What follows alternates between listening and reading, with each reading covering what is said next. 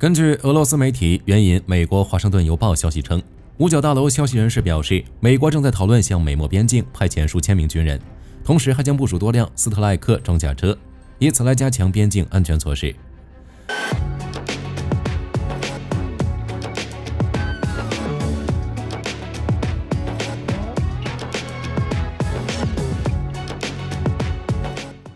根据报道，此次美国计划派出2500名海军陆战队员，1支机械化步兵旅。值得注意的是，美国还计划派出第82空降师，这是美军王牌部队，在宣布紧急状态时，可以在24小时内部署全球任何一个地方。今天，火力军借助该消息向各位介绍一下，被称为全美之师的第82空降师为什么会是美军的王牌部队。第82空降师是美国陆军现役的精锐空降部队，隶属于第18空降军，驻扎在北卡罗来纳州的布拉格堡。同一营区也是美国陆军空降兵训练部、美国陆军第18空降军军部、美国陆军特种部队肯尼迪特战作战中心以及美国陆军三角洲特种部队等。与空降作战相关的美国陆军部队的驻地，作为美军快速反应力量的核心，第82空降师拥有卓越的机动性、强大的作战能力以及丰富的实战经验。自越战期间，美国陆军第101空降师改制为第101空突师后，第82空降师成为美军现存唯一的正规空降师。事实上，第一支空降兵部队是苏联组建的。早在1927年，苏联就动用运输机将部队运送至作战区域，然后通过伞降进入作战地区，并最终完成作战任务。正因为这种战术的成功运用，开创了通过垂直机动的方式完成对敌分割包围的全新战术。随后，苏联在1932年组建了全球第一支空降旅。在与欧美国家的军事交流过程中，空降部队的出现给各国带来了极大的震撼，不少国家开始效仿苏联组建本国空降部队。最有成效的当属正在积极备战的德国。在二战初期，德国空降部队多次奇袭要塞，夺取桥梁要道，为德国装甲部队闪击欧洲大陆立下汗马功劳。德国空降部队北上挪威纳尔维克，南下希腊克里特岛，屡次重创并击败兵力数倍于己的对手，外界称其为绿色恶魔。即便到了战争后期，走向战败的德国已经无力组织大规模空降行动，但由伞兵蜕变为精英步兵的绿色恶魔们依旧让各国非常头疼，哪怕是空降概念的提出者苏联也不行。事实上，在各类新型航空器的出现后，各国就在考虑通过航空器快速部署作战部队，而英美两国也在不同程度上提到了空降作战概念，并初步构建了理论。不过，作为海权国家，美国的国防资源还是倾向于海军，对于新型的军种持保留态度。这也是在国防资源有限的情况下规避不确定风险的本能作战。但德国绿色恶魔在战场上的表现彻底打消了美国顾虑。值得注意的是，由于空降部队的作战区域基本属于敌后方，随后会面临被敌方包围全歼的危险。不过对美国来说，即便战损率要高于其他兵种，相比于达成的战略目标，依旧显得十分划算。后来的多次胜利也予以了证明。凭借强大的工业能力，美国很快便组建了自己的空降部队。第82空降师就是这个历史背景下的产物。第82空降师由4个步兵旅战斗队、1个战斗航空旅以及1个师属炮兵旅组成，总兵力约 1.5 万人，是美军现役唯一一支具备强行进入作战能力的全歼之师，可以完成多种战略、战役以及战术作战任务。相比第101空中突击师，这支部队可以做到完全空降，可以得到美国空军 C5 和 C17 的支援，能够在全世界任何一个地方投送兵力。作为一支空降部队，第82空降师主要以空降到战场的方式作战。考虑到运输机运载能力的限制，意味着第82空降师的武器装备以轻量化、高机动性以及火力支援能力为核心特点，兼顾空降部署的便捷性。从2024年7月开始，第82空降师开始测试并列装 M10 布克战车，由通用动力陆地系统公司研发，配备一门105毫米 M35线膛炮，可以发射多种弹药，同时还拥有 7.62 毫米的 M240 同轴机场与 12.7 毫米的 M2HB 机枪，战斗权重42吨。作为移动保护火力计划的核心装备，M10的任务是为空降部队提供直接火力支援，从而填补传统空降部队缺乏重型装甲火力的空白。此外，第82空降师还装备了 M1117 全装甲车，配备40毫米 MK19 榴弹发射器以及 12.7 毫米 M2HB 机枪。在火炮与火力支援系统方面，第82空降师装备了 M777 榴弹炮、M119A3 榴弹炮以及 M120 重型迫击炮。当然，第82空降师还拥有航空支援装备，包括 H-64D 阿帕奇武装直升机、CH-47F 支奴干运输直升机以及 UH-60M 黑鹰通用直升机。在美军作战条令中，空降作战行动一般会分为突击与防御2个阶段。在突击阶段，美军会通过空军飞机将空降部队运送至作战区域，实施伞降突击。在突击之前与突击过程中，空军还将继续提供近距空中支援，重点打击友军装甲与火炮射程之外的目标。而先头空降部队待完成着陆之后，将会迅速集结，并夺取突击目标。后续部队则在先头部队的开辟的伞降地带继续实施伞降行动。通常，营级伞降单位完成着陆集结需要 0.5 至1小时，师级伞降单位需要4至6小时。在完成部队集结之后，伞降部队将利用突然性与各种火力支援，发动地面攻击，在最短时间内消灭该区域敌人。在占领预定目标之后，还会快速建立统一的空降地带。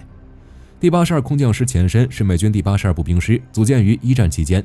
由于组建时所有士兵与指挥官来自美国各州，所以又被称为全美之师。徽章是一个红底方形的蓝色圆心，圆心中间是白色字母 AA， 意思是 All America。第82空降师的座右铭为 All the Way。在组建完成之后，便开始远征法国。不过一战结束之后，第82师转为了预备役，直到二战时期才重新得到了重视。美军根据作战需要，重新把该师转为现役师。后来又于1942年把第82步兵师正式改名为第82空降师。在二战期间发挥战术特长，广泛渗透德军大后方，成功扭转了部分战场局势。不过第82空降师在二战期间的第一场战斗却因为乌龙事件导致部队差点出名。1943年首次投入作战，分别是在意大利的西西里岛和萨莱诺地区实施伞降和机降。但让人没想到的是，在西西里岛战役中，一次意外差点让第82空降师直接出名。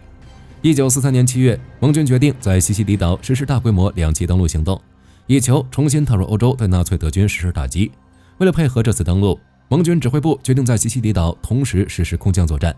美军第82空降师504、505伞兵团执行空降任务。作为美军第一支参与欧洲战事的大型空降部队，第82空降师为了可可西战役做足了准备。1943年7月11日晚，作战任务开始。为了顺利进入战场，运载第82空降师士兵的 C-47 运输机一直保持在适合空降的巡航高度。为了空降任务的顺利执行，所有飞机都实行了无线电静默，灯光也全部关闭了，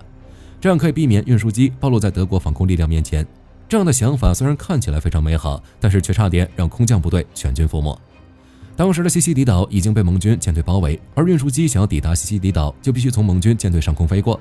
为了保密的需求，空军并未告知向盟军舰队通报任务。而当时的盟军舰队由于前些天轮番遭到德国空军的轰炸，当第82空降师搭乘的运输机在抵达战场上空时，机群的轰鸣声使得盟军的防空部队为之一惊，第一反应认为是德国人的飞机又来了。紧接着，不知是哪支防空部队率先开了第一炮。随后，所有防空火力全开，连舰艇上的机枪都搬出来进行对空射击，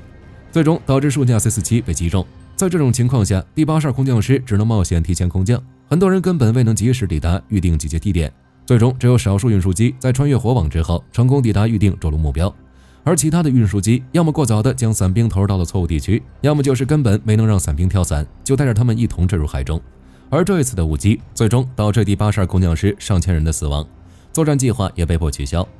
不过在后续作战任务中，第82空降师还是发挥了应有的实力，比如在1944年诺曼底行动中空降纵深，击毙了德军第91师师长，为登陆战胜利立下汗马功劳。市场花园行动中，该师通过伞降和滑翔机机降的方式前往赫拉夫地区，夺取奈梅亨附近的瓦尔河大桥，配合装甲部队重创企图逃往本土的德军。二战结束后，第82空降师被指定为战备部队，并多次执行作战任务。1989年巴拿马战争，美军27000人兵分5路从空中和地面发动进攻。美军第75游骑兵团的小分队首先在托里赫斯机场伞降着陆，随后第82空降师1000人分成10架 C-141运输机抵达机场上空，在降落地面后迅速转入进攻行动。M551空降坦克不仅火力支援伞兵夺取战场，消灭巴拿马国防军的多辆作战车辆，甚至还摧毁了国防军的总部大楼。随后第82空降师后续部队1000人乘飞机到达，与先头部队会合。1991年海湾战争，第82空降师作为主力部队参战，在西线主攻方向上配合第24机步师、第101空突师，采取大纵深迂回穿插战术，在伊军防线最薄弱的西线地区实施战略空降，占领幼发拉底河附近的关键地区，成功切断伊军后路，从而保证了美军主力围歼伊军纵深部队。在东线方向，第82空降师又配合美军陆战师与装甲师分两路对科威特城实施攻击。值得注意的是，在几十年的征战中，第82空降师损失的战斗人员非常少。随着乌俄冲突的爆发，美国为了向乌克兰提供支持，同时也为了威慑俄罗斯，在2022年，第82空降师再次从布拉格堡出发，经过14小时飞行，抵达波兰与罗马尼亚靠近乌克兰的边境。执行着与1991年在伊科边境相同的任务。不一样的是，1991年那次部署耗时33天，而这一次只用了14小时。冷战结束之后，美军对部队规模与编制体制做了重大调整。第82空降师也被编入美军应急司令部序列，继续充当陆军的急先锋，并先后参加了阿富汗战争与伊拉克战争。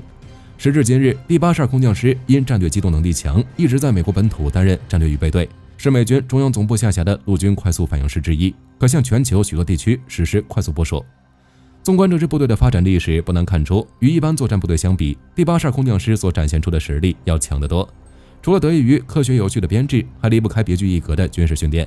第82空降师采用了合成编组的方式。要知道，一支作战部队进行应急作战，时间紧，任务重，作战环境也很陌生，往往需要强行进入，在某些时候甚至得不到友军的支援，这就要求应急作战部队必须具备独立作战能力。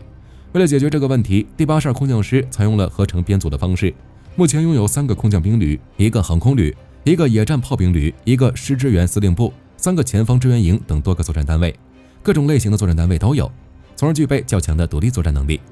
在第82空降师中实施1/3的轮训制度，将全师分为3个部分，每天有1/3的部队战斗值班，随时准备对任何地区出现的突发事件做出回应；1/3的部队进行训练，确保具备完成特定作战任务的能力；1/3的部队实施保障，确保全师日常活动顺利进行。也正是凭借战备值班、作战训练以及后勤保障，确保全师部队在每个训练年度都能得到相同时间、相同强度的军事训练。一般来说，单个士兵每年训练近270天，长跑约1130公里，至少进行12次伞降训练。此外，还要参加数次昼夜实弹演习。为了确保训练达到预期效果，第82空降师在布拉格堡修建了75个现代化靶场与伞降场，供各部队进行日常训练。另外，在该基地还修建了与街区同样大小的模型城镇，让部队可以进行城区作战训练。另外，为了能在任何作战环境中实施作战，第82空降师不仅在基地进行各种基本训练，还会前往全球各地与其他部队进行联合作战，包括定期前往美国训练中心与机械化部队和装甲部队一起进行高强度作战训练，定期前往联合战备训练中心与轻步兵和机械化部队一起进行中低强度冲突作战训练，又或者定期前往巴拿马克莱顿堡丛林作战训练中心，在丛林环境中进行重装部队低强度军事训练。也正因为这些训练，保证了第82空降师收到命令后，在18小时内部署到任何作战区域。以上就是本期影片的全部内容了。你们觉得在未来战场上，空降部队还能继续发挥实力吗？欢迎在评论区讨论一下。我是火力军，下期再见。